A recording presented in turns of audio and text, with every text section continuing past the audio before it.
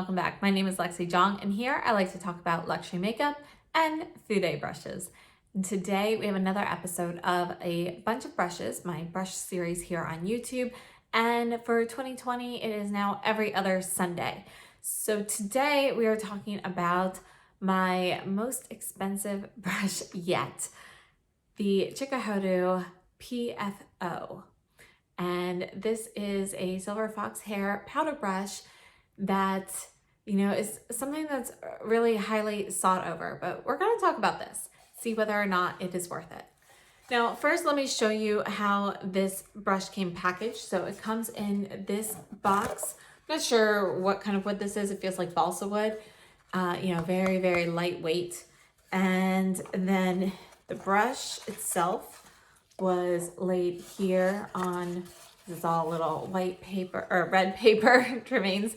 And then it came with these two little things enclosed. So this is basically just going over where these brushes are made. This is from Chikuhodo. And it says, here at Kumano Town in Hiroshima, which is renowned as the hometown of brushes for a long time, these brushes are made by Chikuhodo with utmost care, each by each.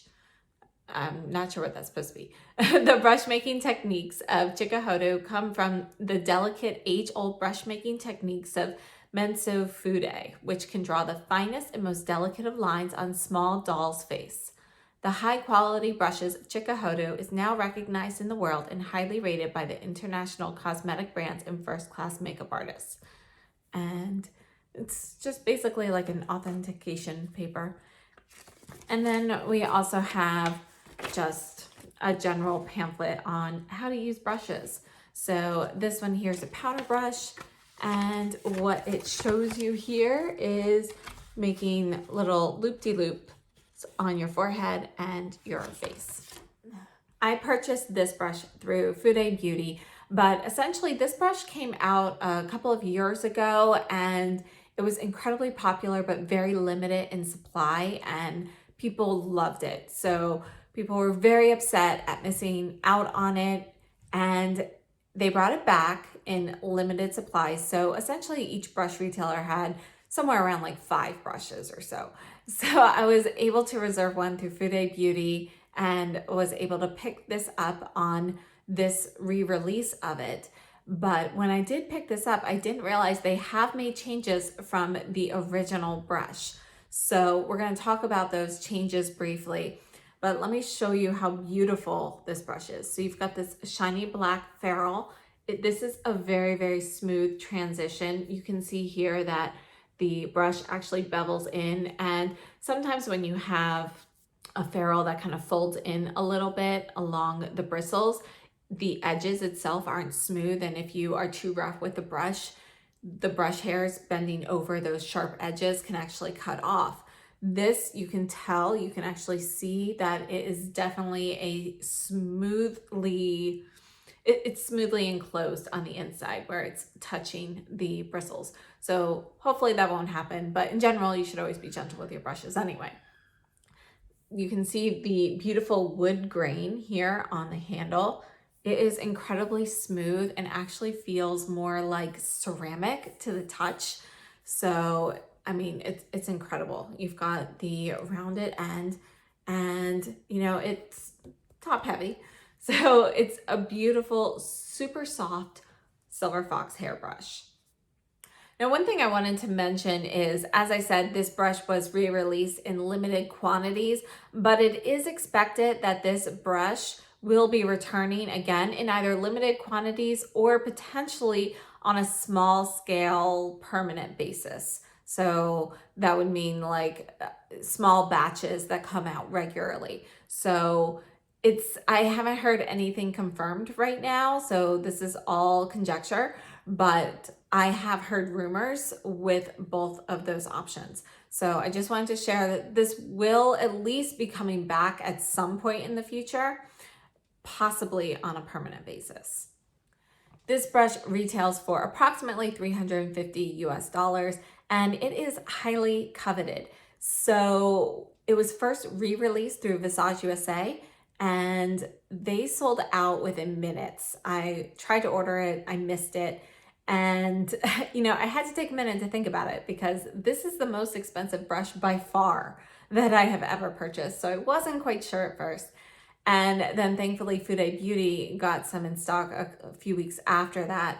And I was able to reserve one of these and pick them up. But just so you know, this is one of those brushes that goes off the shelves very quickly. Another thing I want to note is sales promotions do not apply to this brush.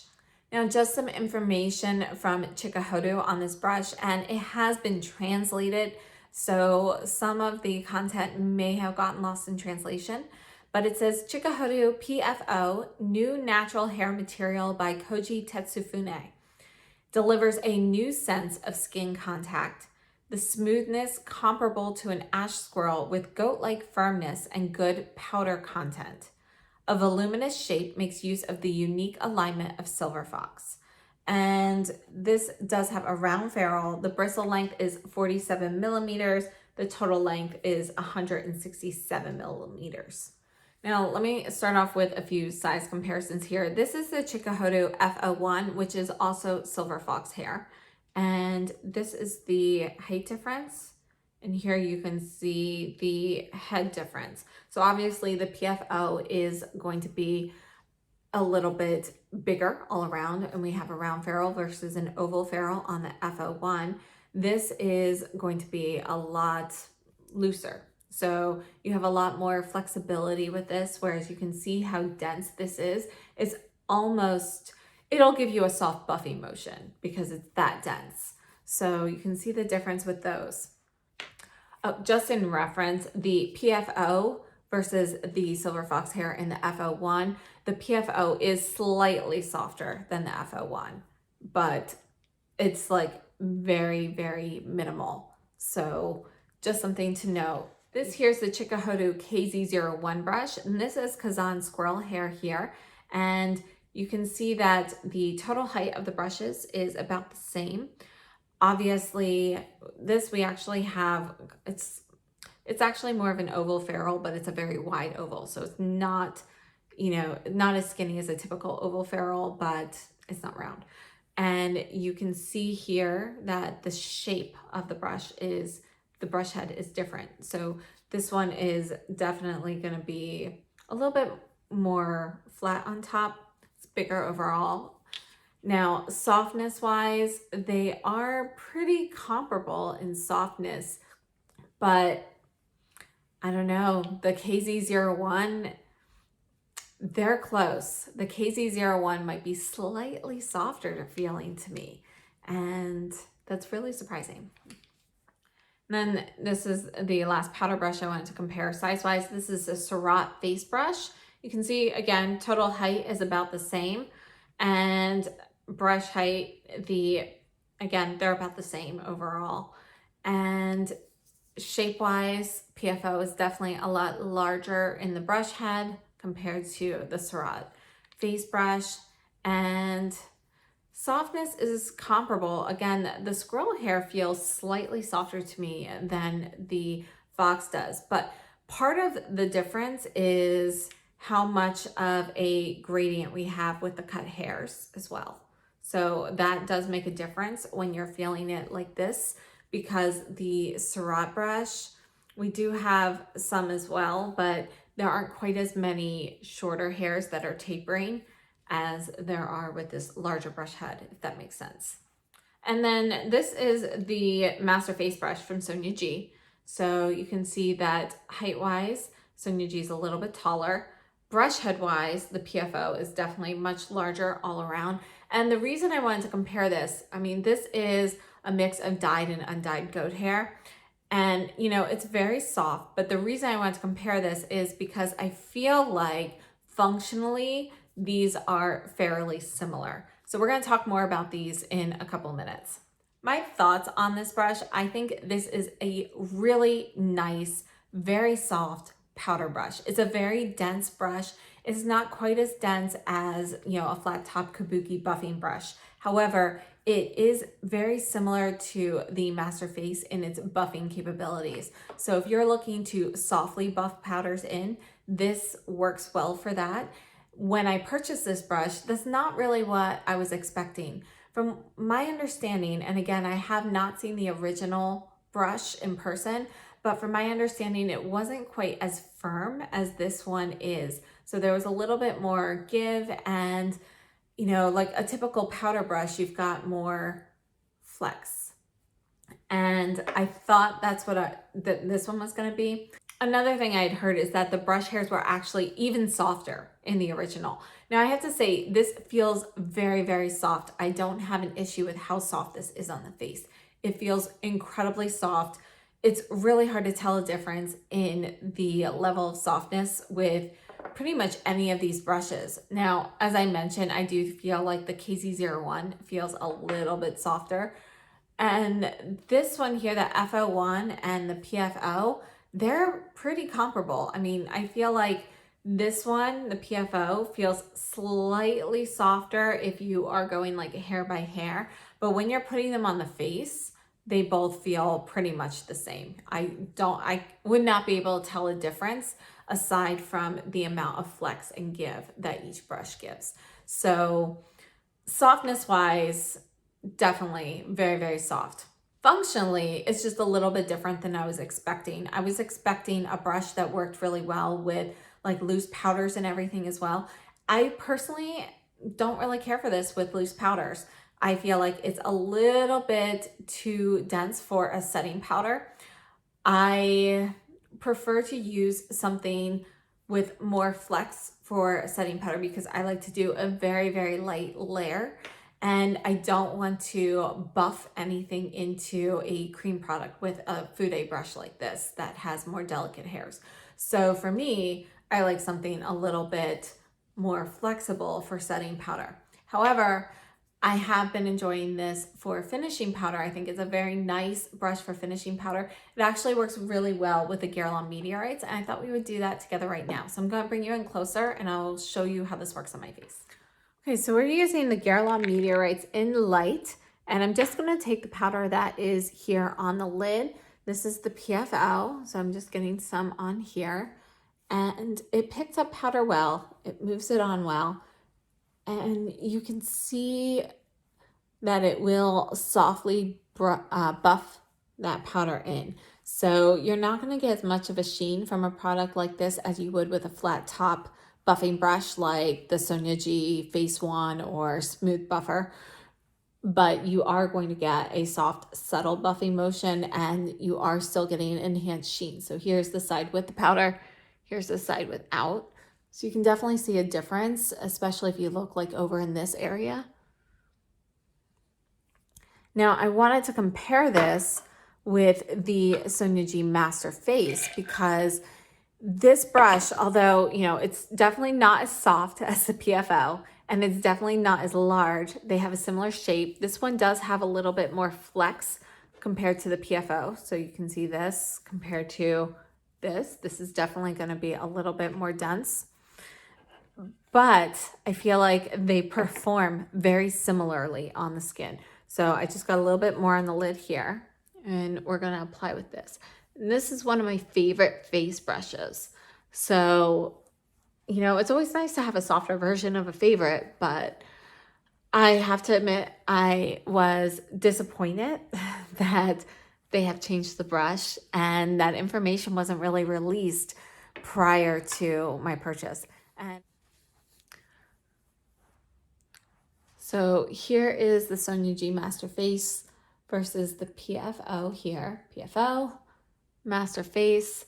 And again, the PFO feels softer on the face, but the density and the way it feels when you're buffing something in feels fairly similar. Not similar enough that I would say it's a dupe or anything like that.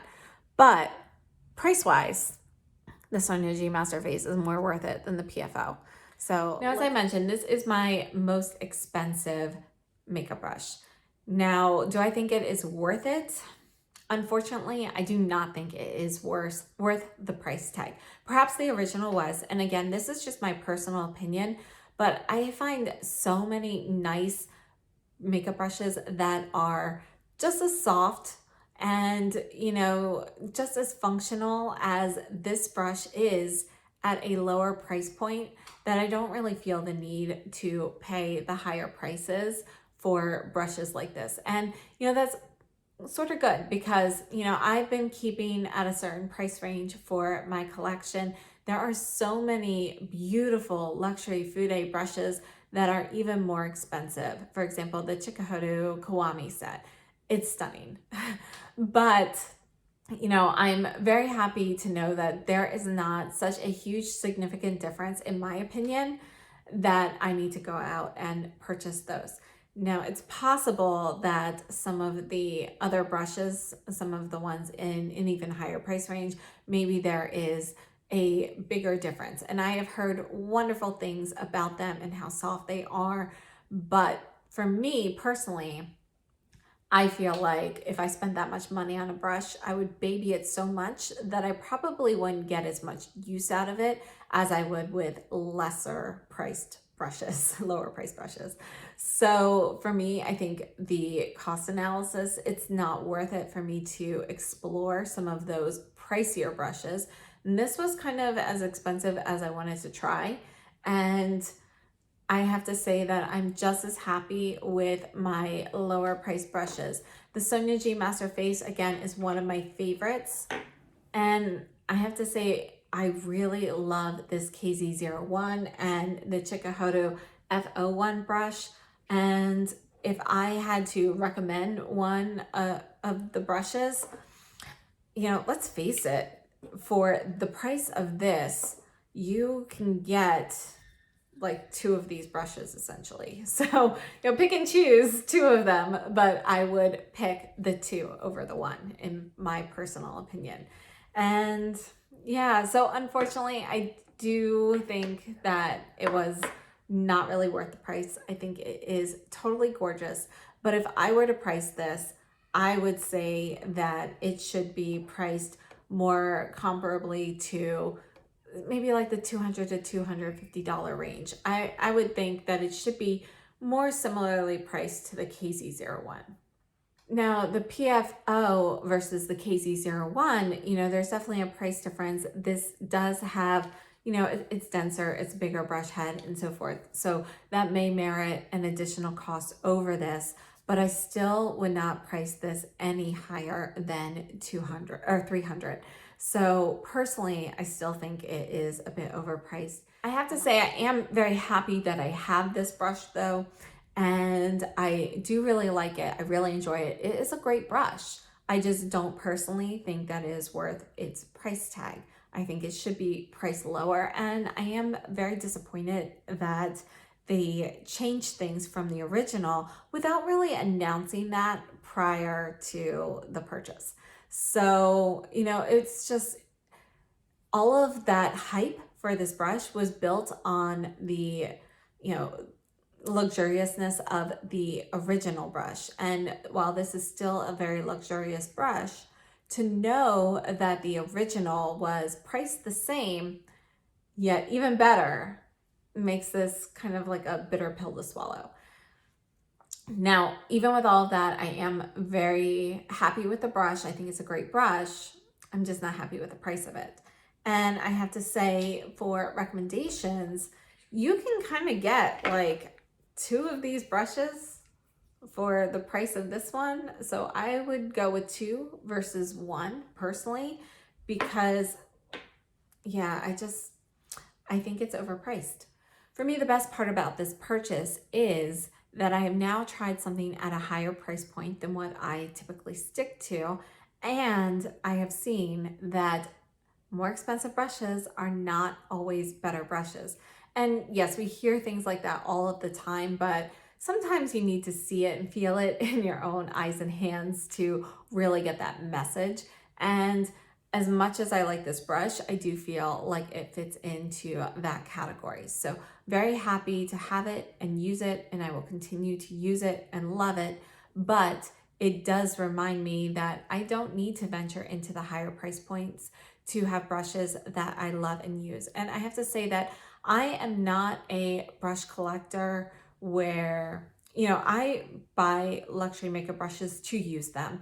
And I'm not a collector who has them sitting to the side and collecting for the sake of collecting. For me, I like to use everything that I purchase.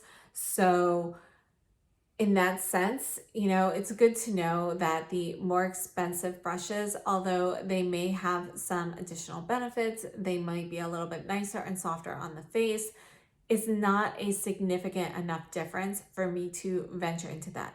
Now, if I were a true collector, that would be a different story. But for me personally and my use of these brushes, I don't think I need to venture into the higher price ranges. Now, one thing I did want to mention is just, I did mention how soft and smooth this handle is. I have to say, I absolutely love it. So this is the KZ01, which is a very, very smooth wooden handle as well. But this is incredibly smooth. Like, it does not feel like wood. For comparison, the Sonia G, the Kiyaki set that just recently came out, this feels super smooth, ceramic-like as well. But when you touch them side by side, you can still tell that this is even smoother than this, which is hard to beat.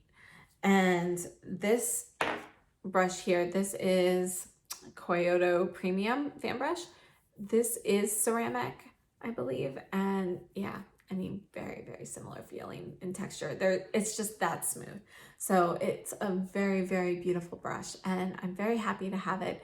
But I don't think anybody needs to rush out and buy it if they are looking for a brush to use every day for makeup. So, I mean, if you're a collector, totally different story. And again, this is just a personal opinion, but I hope this was helpful. So if you are new to my channel and you haven't subscribed yet, please consider doing so. And if you enjoyed this video, please give me a thumbs up, and I will see you soon. So have a great day and stay safe and healthy.